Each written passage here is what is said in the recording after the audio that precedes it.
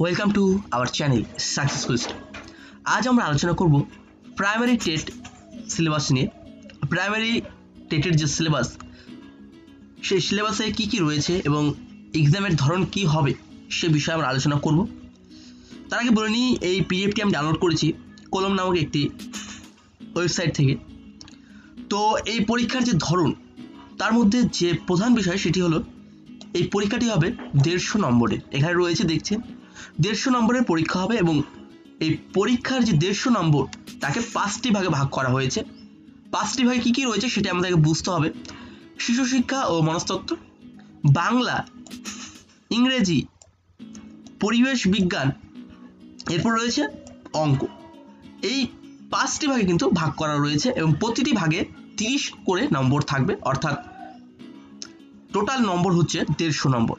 তো আমাদের এই 5টি ভাগকেই খুব সুন্দরভাবে পড়তে হবে এই টেট কোয়ালিফাই করার জন্য। তো আমরা প্রতিটি বিষয়কে দেখব কী কী রয়েছে।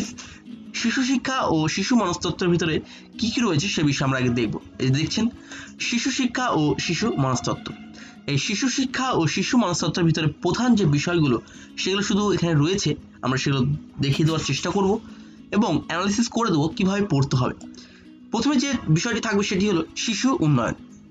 দেখো, শিশু উন্নয়নের বিষয়ে বিভিন্ন ধরনের কিন্তু যে সাইকোলজি এবং পেডাগোগি যেগুলো থাকে সেগুলো কিন্তু আমাদের পড়তে হবে এবং যার ভাগগুলো রয়েছে শিশু উন্নয়ন, শিশু বিকাশের সুযোগ, এই সমস্ত টপিকগুলো কিন্তু আমাদের সুন্দরভাবে পড়তে হবে, কারণ এই সমস্ত টপিকের যে সমস্ত উত্তরগুলো হয় সেগুলো কিন্তু বিভিন্ন ধরনের হয়ে থাকে এবং এর উত্তরটি সঠিকভাবে করাটাও কিন্তু একটু টাফ হয়ে থাকে।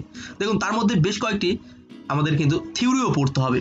এখানে রয়েছে, দেখতেই পাচ্ছেন, পাইগেট, কোলবার্গ, এই সমস্ত থিওরিগুলো কিন্তু আমাদেরকে পড়তে হবে এই শিশু উন্নয়নের মধ্য থেকে বা শিশু শিক্ষা ও শিশু মনস্তত্ত্বের ভিতরে যে সমস্ত থিওরিগুলো পড়তে হবে তার মধ্যে কিন্তু এই 3টি থিওরি আমাদেরকে পড়তে হবে। এবং যে সমস্ত বিষয়গুলো রয়েছে, সংক্ষিপ্ত বিষয়গুলো এখানে দেখতে পাচ্ছেন, শিশু কেন্দ্রিক শিক্ষার ধারণা, প্রগতিশীল শিক্ষার ধারণা, বুদ্ধিমত্তা, এই সমস্ত বিষয়গুলো কিন্তু খুঁটিয়ে খুঁটিয়ে আমাদের পড়তে হবে, যাতে এখান থেকে যেমনই প্রশ্ন হোক না কেন সেগুলো আমরা পেয়ে যাই। ঠিক আছে, দেখুন, যে অবস্টিকালগুলো থাকে পড়াশোনার ক্ষেত্রে সে বিষয়ে কিন্তু আমাদের স্বচ্ছ ধারণা রাখতে হবে। ঠিক আছে, এটি গেল একটি অধ্যায়ের। তারপরে যেটি রয়েছে সেটি হলো শিক্ষার ধারণা ও বিশেষ প্রয়োজন সহ শিশুদের বোঝা। বুঝতে হয় কিন্তু এখানে ছোট ছোট অধ্যায়গুলো রয়েছে, তার ভিতরে আবার সাব অধ্যায় রয়েছে। সেই সমস্ত অধ্যায়ের প্রতিটি খুঁটিনাটি বিষয়গুলোকে আমাদের সুন্দরভাবে পড়তে হবে, কারণ সিলেবাসটা সঠিকভাবে যদি আমরা বুঝে নিতে পারি একবার, আর তার বিষয় ভিত্তিক যদি একবার পড়াশোনাটা শুরু করা যায়, কারণ আমাদের সামনে খুব কম সময় রয়েছে, সেই সময়ের মধ্যে কিন্তু সমস্ত বিষয়গুলোকে আমাদেরকে আয়ত্তে আনতে হবে এবং এক্সামে একটি ভালো মার্ক কিন্তু অর্জন করতে হবে। সেজন্য কিন্তু সমস্ত প্রচেষ্টা কি কি রয়েছে এর ভিতরে আমরা দেখছি।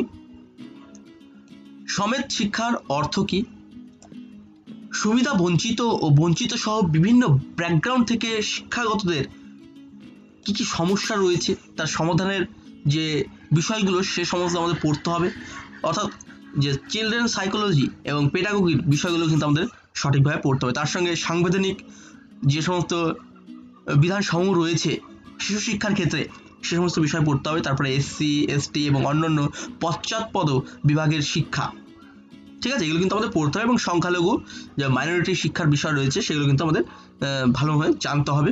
সেই বিষয় থেকে কিন্তু প্রশ্ন এসে থাকে এই টেট এক্সামের ক্ষেত্রে। তারপরে বাংলার ক্ষেত্রে যে বিষয়টি রয়েছে, বাংলা যে সিলেবাস তাও কিন্তু একটি বড় সিলেবাস রয়েছে, এর থেকে আমরা 30 নম্বর পেয়ে থাকবো। প্রথমে যে বাংলার মধ্যে রয়েছে সেটি হলো ভাষা বোঝা, অর্থাৎ বাংলা ভাষার যে বোধগম্যতা তা কিন্তু থাকতে হবে এবং তার সঙ্গে যে ব্যাকরণ, এই ব্যাকরণের একটি সঠিক জ্ঞান থাকতে হবে। সেখান থেকে কিন্তু বেশ কিছু প্রশ্ন আসার সম্ভাবনা থাকে। তারপরে কি ভাষা বিকাশের শিক্ষা, এটি কিন্তু বাংলার ভিতরেই পড়ছে। ভাষা বিকাশের শিক্ষা, শিক্ষা অর্জন, ভাষা শিক্ষার মূলনীতি, এই সমস্ত বিষয়গুলো কিন্তু ভালো মতো পড়তে হবে। যে সমস্ত ভাষা শিক্ষার নীতিগুলো রয়েছে সে সমস্ত বিষয় আমাদেরকে সঠিকভাবে জ্ঞান অর্জন করতে হবে। এছাড়াও যে বিষয়গুলো রয়েছে, মৌখিকভাবে ও লিখিত আকারে যে ধারণাগুলি যোগাযোগের জন্য একটি ভাষা শেখার ক্ষেত্রে ব্যাকরণের ভূমিকা, অর্থাৎ ব্যাকরণের যে পার্টটি সেই পার্টটি কিন্তু গভীর অধ্যয়ন করতে হবে এই টেটের যে বাংলা সিলেবাসটি রয়েছে তাকে ভালো মতো বোঝার জন্য। তারপর রয়েছে ভাষার দক্ষতা, ভাষার বোধগম্যতা, তারপর রয়েছে দক্ষতার মূল্যায়ন, কথা বলা, কথা শোনা, পড়া, লেখা, এই সমস্ত বিষয় কিন্তু ছোট ছোট আমাদের বিষয়গুলোকে ভেঙে ভেঙে পড়তে হবে। তারপরে যে বিষয়টি সেটা হলো ইংরেজি। ইংরেজি তো থাকবে 30, এটিও সিলেবাসটি কিন্তু ভালোই রয়েছে। প্রথমে রয়েছে কম্প্রিহেন্সিভ, অর্থাৎ যেগুলো আনসিন থাকবে সেটি পড়ে পড়ে কিন্তু আমাদের উত্তর করার চেষ্টা করতে হবে, তার সঙ্গে গ্রামার, ভার্বাল অ্যাবিলিটি এগুলো কিন্তু আমাদের করতে হবে।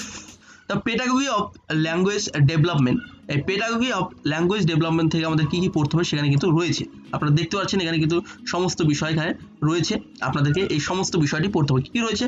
Learning, acquisition, principal of language teaching, এগুলো কিন্তু পড়তে হবে আমাদেরকে, এবং গ্রামারটাকে একটু সঠিকভাবে কিন্তু আমাদের অধ্যয়ন করতে হবে, এবং যে কমিউনিকেশনের ব্যাপার এবং তার সঙ্গে রাইটিং ফর্মটা সেটা কিন্তু জানতে হবে আমাদের। ইরোর থাকতে পারে, ল্যাঙ্গুয়েজ স্কিল থাকবে, সেখান থেকে কিন্তু প্রশ্ন থাকবে, এবং সেই প্রশ্নগুলোকে সঠিক করার জন্য এই সমস্ত বিষয় কিন্তু আমাদের আয়ত্তে আনতে হবে। ঠিক আছে, প্রধানত যে ইংলিশের ব্যাপারটি, ইংলিশে অনেকেই দুর্বল থাকে, সেখানে কিন্তু আগে রিডিংয়ের ব্যাপারটিকে ভালো মতো করতে হবে। রিডিং এবং রাইটিংয়ের যে ইংলিশ পার্টটি থাকে সেই পার্টটিকে কিন্তু ভালো মতো অধ্যয়ন করলেই আমার মনে হয় ইংলিশের অনেকটাই কমপ্লিট হয়ে যাবে, কারণ ইংলিশে আমাদের এই অঞ্চলে বা আমাদের পশ্চিমবঙ্গের বেশিরভাগ ক্যান্ডিডেটের কিন্তু একটু দুর্বলতা বেশি থাকে, সেক্ষেত্রে কিন্তু ইংলিশের প্রতি একটু অধিক জোর দিতে হবে। তারপর রয়েছে পরিবেশ বিজ্ঞান, আমার মনে হয় সব থেকে সহজ পার্ট হবে এটি। এই পরিবেশ বিজ্ঞান পার্টটি কিন্তু টেটের সব থেকে সহজ পার্ট, একটু বুদ্ধি করে কিন্তু করলেই এই পরিবেশ বিজ্ঞান থেকে অনেক নাম্বার কিন্তু গ্যাদার করা যাবে।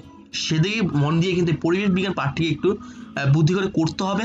যাদের ইংলিশে দুর্বল রয়েছে তারা কিন্তু অবশ্যই এই পরিবেশ বিজ্ঞান পার্টটিতে একটু অধিক গুরুত্ব দিবে, যাতে এই স্থান থেকে অধিক নাম্বার তোমরা ক্যারি করতে পারো। তো কি রয়েছে? প্রথমে পরিবার ও বন্ধু, সম্পর্কের বিষয় থাকবে, কাজ, প্রাণী, গাছপালা, এই সমস্ত সাধারণ সাধারণ কনসেপ্টগুলো কিন্তু থাকবে। ঠিক আছে, খুব সাধারণ কনসেপ্ট পরিবেশ বিজ্ঞানের, আশা করি সকলেই এটা কিন্তু পারবে, এবং এই স্থান থেকে এই সিলেবাসের এই পরিবেশ বিজ্ঞানের স্থান থেকে কিন্তু অধিক নাম্বার গ্যাদার করবে তোমরা, এটা কিন্তু আমার আশা। তারপরে রয়েছে জল, ভ্রমণ, সমস্ত বিষয়, পরিবেশের যে সমস্ত পার্টগুলো রয়েছে, পরিবেশের যে ইন্টারেক্টেড পার্টগুলো রয়েছে, সমস্ত বিষয় থেকে কিন্তু প্রশ্ন থাকার সম্ভাবনা রয়েছে। কারণ দেখুন, প্রতিটি অঞ্চল থেকে বা প্রতিটি স্থান থেকে 30 করে রয়েছে, তো প্রতিটি স্থান থেকে সমানভাবে আমাদের গুরুত্ব দিয়ে কিন্তু পড়তে হবে। ঠিক আছে, তারপরে এখানে দেখা যাচ্ছে কি কি রয়েছে। তারপরে রয়েছে অঙ্ক, ম্যাথের পার্টটিতে কিন্তু যে সমস্ত সংখ্যা সিস্টেম রয়েছে, তারপরে কি রয়েছে, বীজগণিত রয়েছে, পরিমিতি রয়েছে, এই সমস্ত বিষয়গুলো কিন্তু আমাদের সঠিকভাবে অধ্যয়ন করতে হবে। এই ম্যাথের একটি গুরুত্বপূর্ণ পার্ট এবং যেখানে নাম্বার সব থেকে বেশি ক্যারি করে সেটি হলো অনুপাত, এবং যে অনুপাতের সঙ্গে যে শতকরা, গড়, লাভ, ক্ষতি, এই সমস্ত বিষয়গুলো কিন্তু ভালো মতো দেখতে হয়, কারণ এই স্থান থেকে বেশি প্রশ্ন এসে থাকে। এই যে অনুপাতের অংশগুলো বা শতকরার ব্যাপারগুলো, যে শতকরার যে অঙ্কগুলো থাকে তার সঙ্গে লাভ ক্ষতির যে অঙ্কগুলো থাকে, সেই স্থান থেকে কিন্তু নাম্বার ক্যারি করার কিন্তু একটা সুবর্ণ সুযোগ থাকে। এই স্থানটি একটু ভালো মতো পড়লে বা জানার চেষ্টা করলে কিন্তু বেশি নাম্বার ক্যারি করা যাবে, এটি কিন্তু আমার ব্যক্তিগত ধারণা একেবারেই। তারপরে যে জ্যামিতির যে সমস্ত পার্টগুলো রয়েছে, এখানে রয়েছে জ্যামিতির পার্টগুলো, এগুলো কিন্তু খুব ইম্পর্টেন্ট, সব বিষয়ই ইম্পর্টেন্ট, যেহেতু কারণ প্রতিটি যে 5টি পার্ট রয়েছে সেই 5টি পার্টেই 30 করে নাম্বার ক্যারি করবে। তো 5টি যে পার্ট রয়েছে এই 5টি পার্টকে আমাদের কিন্তু সঠিকভাবে অধ্যয়ন করতে হয়, যাতে টেট কোয়ালিফাই করতে পারা যায়।